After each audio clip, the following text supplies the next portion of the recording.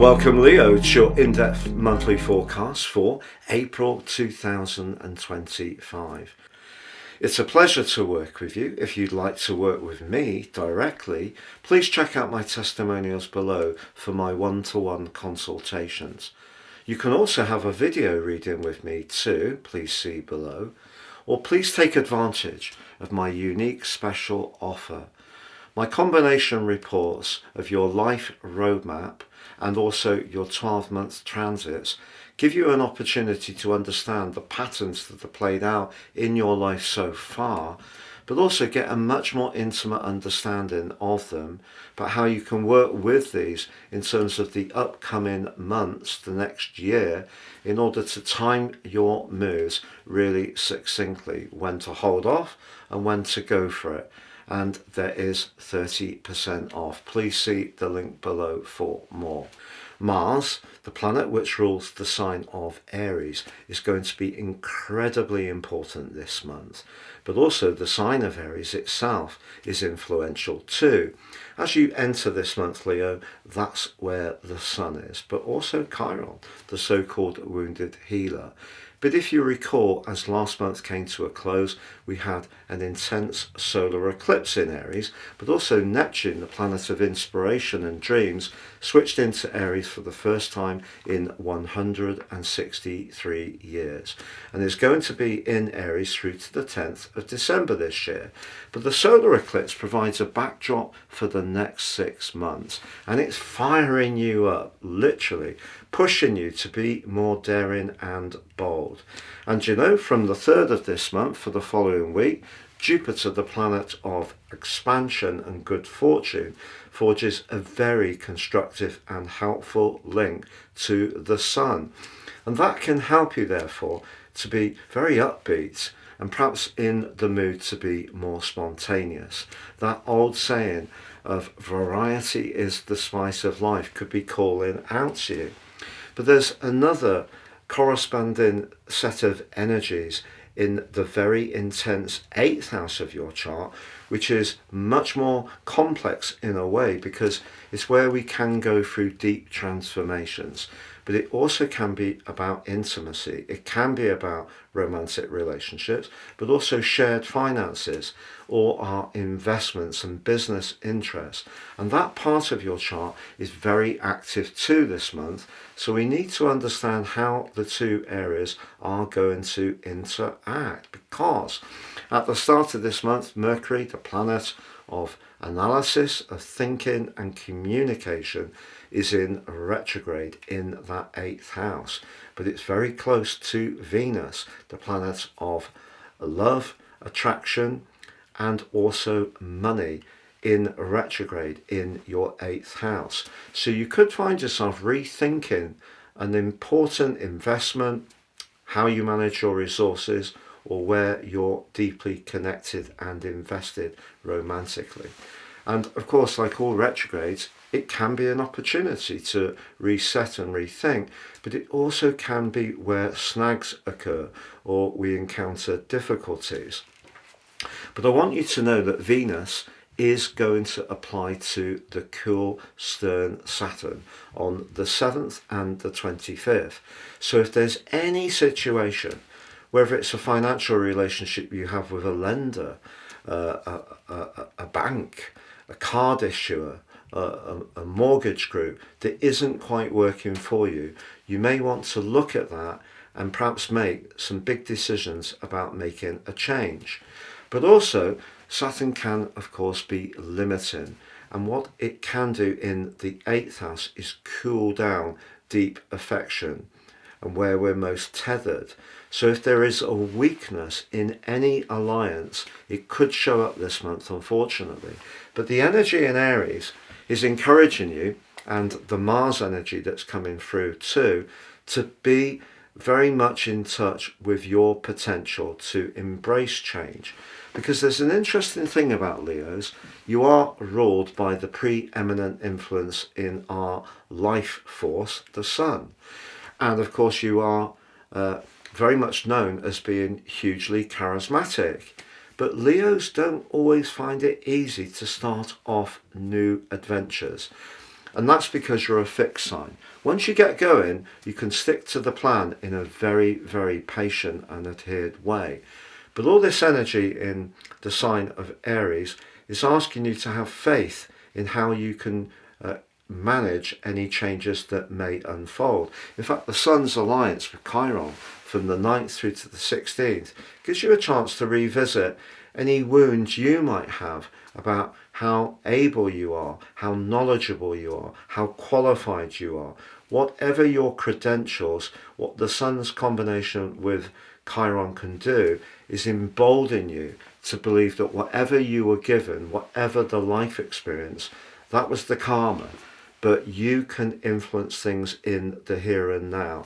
So the energy coming from that solar eclipse in Neptune is really asking you to be much more enterprising, daring, open to change, and if need be, even more independent. So if something isn't really working, this could be your chance to think about breaking away from it.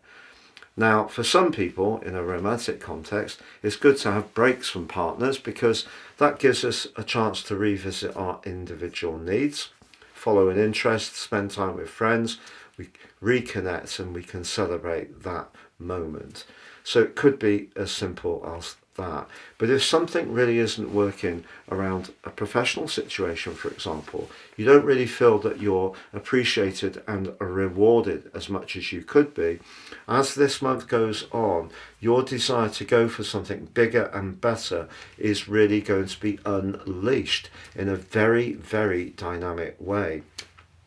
So going back to the start of the month, we do have that lovely link between Jupiter and the Sun, but we do have those retrogrades, and we do have Saturn really applying the handbrake around finance or affection. But on the 7th, Mercury does go direct, and that's going to help. But on the 13th, we have a full moon in the sign of Balance, Libra. And for you, that's your sector of everyday communication. On the other side of the heavens, on the other end of the axis, is the Sun. And that is in house 9. Very much about that need to be broad in your thinking, be more expansive, and perhaps a little more risk-taking. But it's also about higher knowledge, the higher truth. But because Mars starts this month and through to the 18th of this month is in a very psychological and challenging part of your personal solar chart, if you do feel in some ways inhibited by the way that perhaps messages or beliefs were invested in you when you were very young, it's possible that in some ways Mars is stopping you from really going from opportunities due to a lack of confidence or self-belief. But equally, it could be old issues that have occurred to you, upsets, separations, disappointments, rejections, and those emotional energies are competing with this dynamic set of communicational energies and exciting, expansive vibes.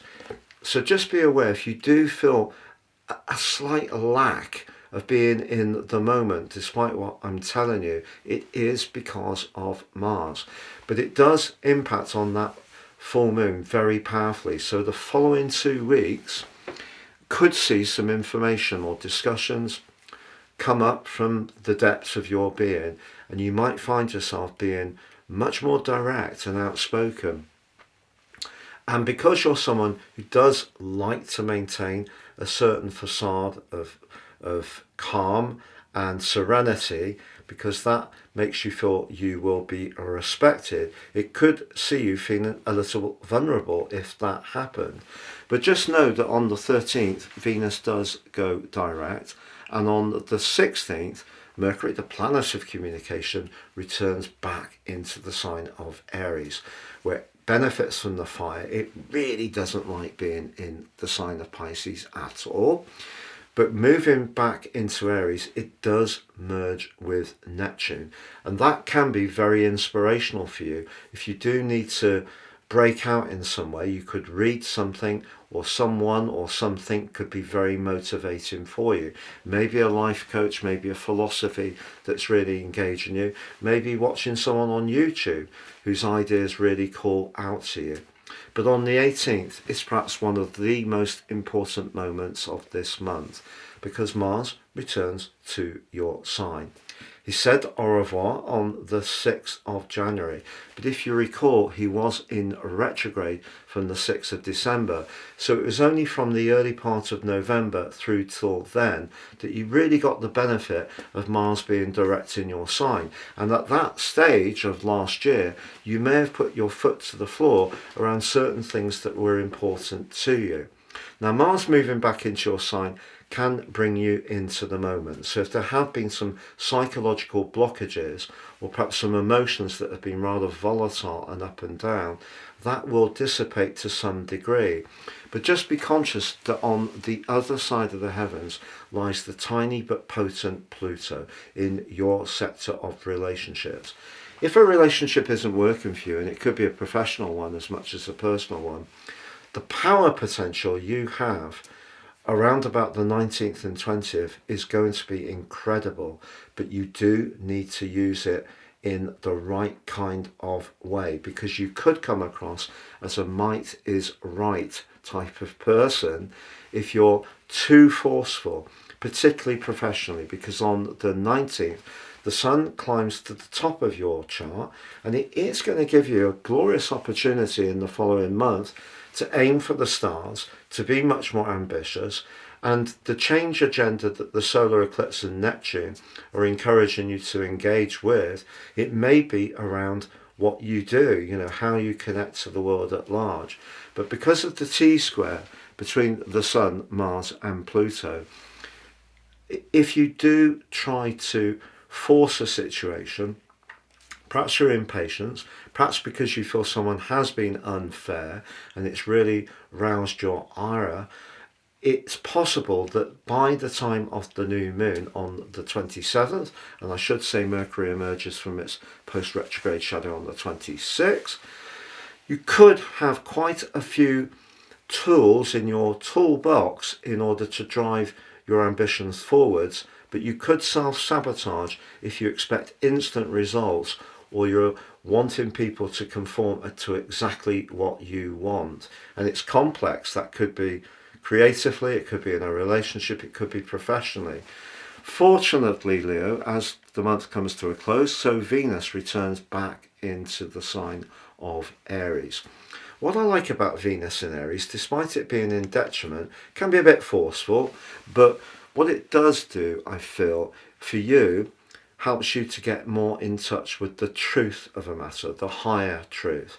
So whatever you're dealing with, whether it is around those shared finances, like long-term financial planning, a deep romantic or sexual relationship with Venus connecting with Saturn for much of the month, by the end of the month, the fact that Mercury and Venus have emerged from their retrogrades, Venus doesn't emerge from its shadow until the 5th of May, however, that's going to help you to feel, as this month closes, that you are much more clear about where you want to be, that much more dynamic about your moves. But if you do feel in the mood this month to break out, see it as a joyful opportunity. Of course, you may encounter resistance. It may not be a straight line. Life rarely is.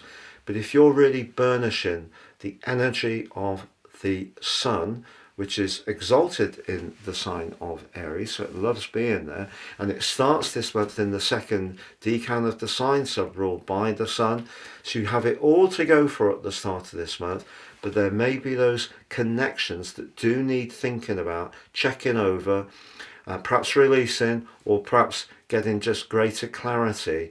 And then once you know where you are, you can decide on your strategy. But some kind of big energetic shift is coming for you over the next half year. Enjoy it.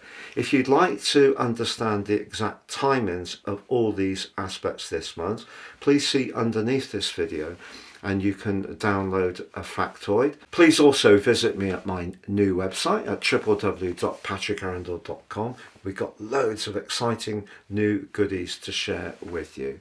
Take care and goodbye.